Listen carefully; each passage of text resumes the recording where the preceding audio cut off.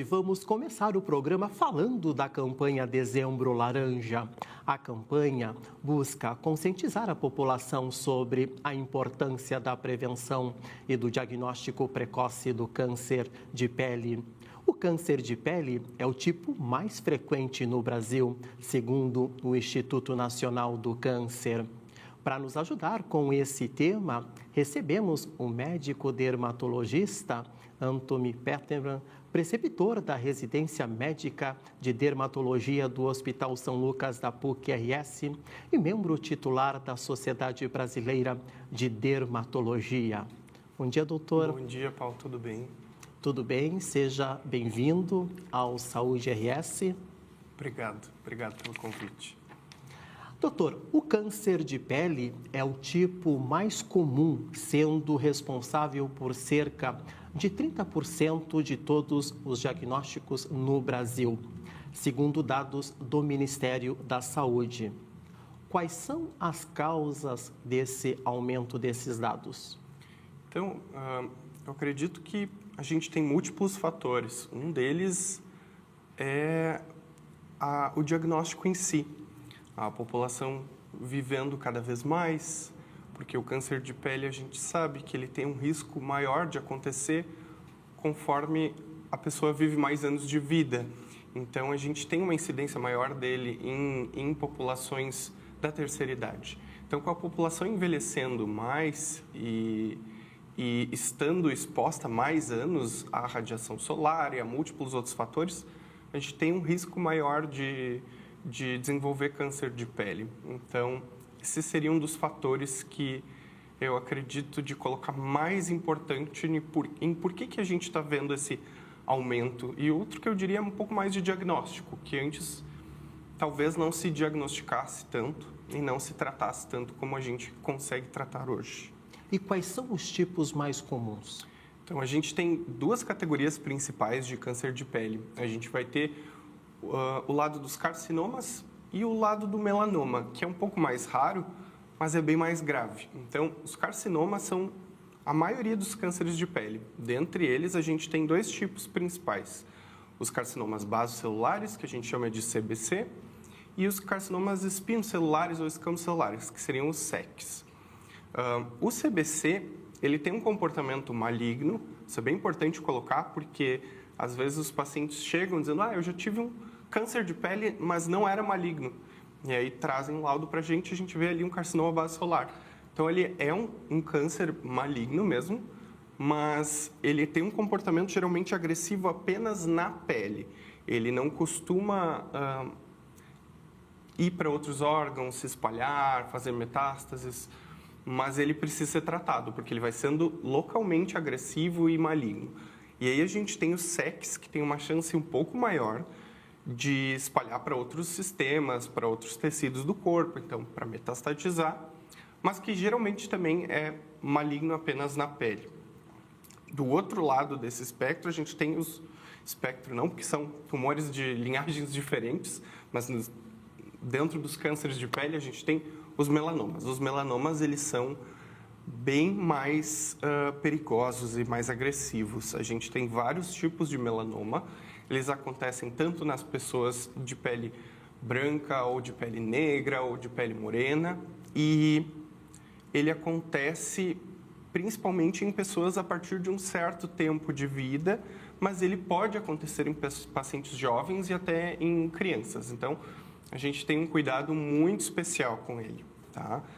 Esse é o câncer de pele que pode levar à morte. Não que os outros não possam, mas é muito mais raro. Já o melanoma não é uma raridade que ele venha a se mostrar tão grave assim.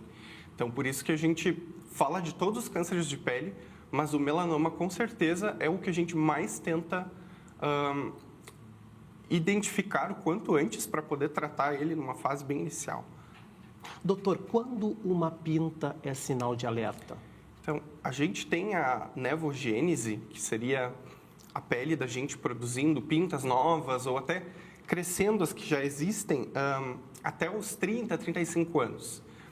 Então, até essa idade, eu diria que ali, até na casa dos 20 para 30, se a gente tem novas pintas e se elas estão crescendo, a gente não é que não se preocupe, mas a gente não se preocupa tanto. A partir dessa idade, quando a gente tem qualquer lesão de pele nova que não existia ou que cresce, que pode sangrar, pode coçar, pode doer, mas ela pode não fazer nenhuma dessas coisas, mas se ela tiver relevo, se ela for assimétrica em algum dos planos dela, tiver várias cores, vários tons de escuro ou de marrom, ou até mais acinzentado, todas essas são características que a gente se preocupa. Eu gostaria de também colocar um ponto a mais de que a gente não costuma olhar tanto para a palma da mão e para a sola dos pés. E para as unhas da gente também. Porque muitas vezes a gente vai ter uma pinta embaixo da unha que cresce como uma listra escura na própria unha em si. E a gente não está vendo ela, mas ela existe ali. Então, eu diria que listras escuras nas unhas também. Além desses sintomas, quais seriam os outros tipos de sinais de alerta? Bom, a gente tem ali como sinal de alerta sangramento, dor, coceira, incômodo ou mesmo perceber que aquilo não era como estava antes. Tá? Eu acho que isso é bem importante. Só que para as pessoas com poucas pintas isso fica fácil de se olhar na frente do espelho assim e ter uma noção, isso aqui já existia e tal.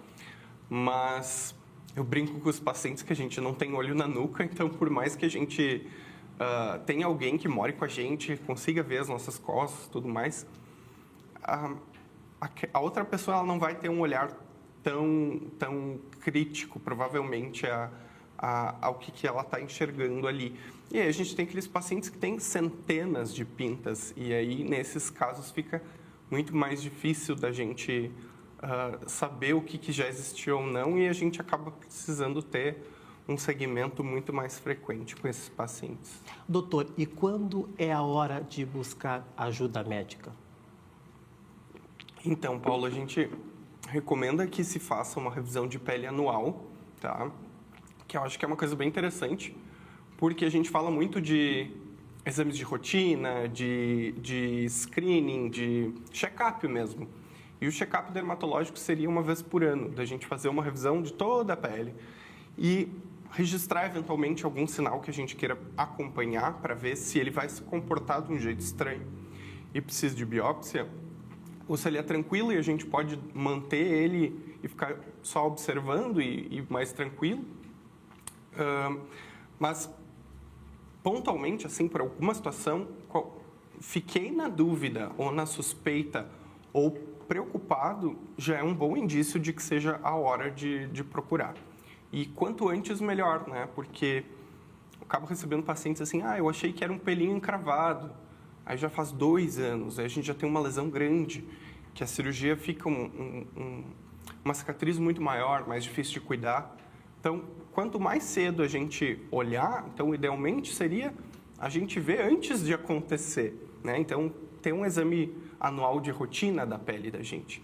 Então, eu diria que esse é o melhor momento, mas caso isso não seja possível, no momento que a gente achar qualquer coisa estranha ou ficar na dúvida, eu já procuraria atendimento. E quem tem mais risco de desenvolver a doença, o homem ou a mulher?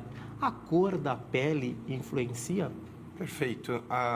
Sobre o homem e a mulher, a gente tem uma incidência parecida, e aí a gente coloca algumas coisas que talvez até agora façam um pouco mais de sentido, mas com a evolução da sociedade, como as coisas se comportam e são, hoje em dia, isso provavelmente muda. Então, a gente tinha uma incidência maior de câncer de pele nos homens, talvez pela própria questão de o homem vai fora de casa e trabalha na lavoura, trabalha em alguma coisa que tem exposição maior solar. A gente vê cada vez mais que esses números se igualam e não tem uma discrepância tão grande entre o homem e a mulher. Mas a gente tem um dado interessante que fala sobre o melanoma em si. A gente sabe que é mais comum o melanoma no homem acontecer no dorso, nas costas, e por algum motivo nas mulheres seria nas coxas. Então, essas são as áreas que eu mais atento no exame do homem ou da mulher, de toda a pele, mas eu diria que o olhar da gente já é de igual para igual nesse sentido. E sobre cor da pele. Quanto mais claro for o tom da pele, maior risco a pessoa tem de desenvolver qualquer tipo de câncer de pele. Mas, lembrando que as pessoas de pele morena, negra, também têm uma chance de ter câncer de pele. E, geralmente, quando acontece nesses grupos populacionais, eles costumam ser até um pouco mais graves do que o padrão. A gente tem melanoma nas pessoas de pele morena, negra, como um grupo de maior risco para melanoma nessas áreas que eu atentei, das unhas, das palmas, das plantas. E esses melanomas, que a gente chama de melanoma acral, são melanomas de um risco muito maior de evolução desfavorável ou até de uma cirurgia mais problemática ou até com a necessidade de amputação de algum membro. Por isso a gente atenta especialmente para essas áreas, mas qualquer pessoa pode ter qualquer tipo de câncer de pele. E quanto mais ou menos melanina a gente tiver, a gente tem uma proteção maior ou menor. Então, eu falo das pessoas de pele branca têm um risco maior de ter câncer de pele. Mas nessa população eu vou ter também pessoas que talvez nasceram com a pele morena negra e que têm vitiligo. O vitiligo, por si só, deixa a pele desprotegida, né, pela perda da melanina, e a pessoa vai ter uma chance maior de ter câncer de pele. Da mesma forma, os albinos, pacientes que têm algum transplante de órgão sólido, como rim, fígado ou qualquer outro transplante, eles estão no estado imunossuprimido para não rejeitar esse órgão, e isso leva a uma possibilidade maior de câncer de pele. Então, é bem comum a gente ter pacientes transplantados renais com um monte de câncer de pele, então a gente tem um cuidado especial nessas populações também. Doutor, neste ano o tema da campanha Dezembro Laranja da Sociedade Brasileira de Dermatologia é proteger a pele é proteger a saúde. É possível prevenir a doença apenas com o uso do protetor solar? A gente tem uma possibilidade boa de prevenir com apenas o protetor solar, mas eu acho bem importante a gente frisar que ele não é astro da proteção sozinho. A gente precisa de várias coisas diferentes além do protetor para a gente poder ter um cuidado em prevenção de câncer de pele. O protetor é muito importante, sim, e a gente tem diversos cuidados com ele, com qual escolher, qual fator de proteção, de quanto em quanto tempo reaplicar, mas sozinho a gente não consegue se apoiar completamente nele. Então, eu posso me colocar de protetor solar da cabeça aos pés. Se eu me expor demais, eu igual vou ter um dano dos raios solares intenso, possivelmente, dependendo de que horas do dia é essa exposição, se eu estou com alguma roupa de proteção ou não, se eu estou na sombra ou não. Enfim, uma série de outros fatores que a gente tem que cuidar.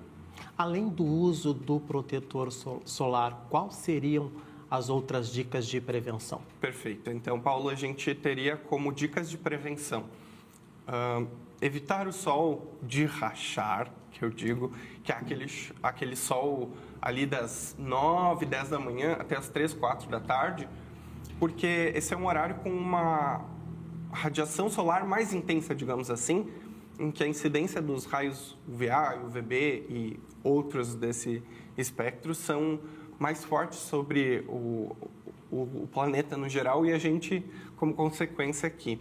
Então, eu evitaria a exposição direta ao sol nesses horários. Eu também procuraria me proteger de outras formas físicas, como sombra. E sombra interessante seria uma sombra que eu não enxergo o sol. Então, a melhor coisa que eu vejo hoje nas praias seriam aquelas cabanas que as famílias fazem e passam o dia ali. A escolha de roupa também, se a gente estiver usando alguma roupa, hoje a gente tem uma possibilidade muito grande de usar roupas com fator de proteção UV. Então, isso é uma alternativa muito legal, principalmente para a criançada, e porque as crianças não gostam de ficar tendo que voltar para reaplicar o protetor. Às vezes a gente mesmo não gosta, imagina a criança. Então, para a criançada é legal colocar uma roupa de proteção UV e o protetor nas áreas que ficam sobrando, que geralmente daqui até aqui, o rosto, orelhas, o pescoço e os pés. Eu já tomei uma queimada feia de sol nos pés por esquecer. Então, lembrar de todas as áreas expostas. Então, essas seriam algumas coisas em geral que a gente tem, mas aí a gente pode entrar numa profundidade muito maior.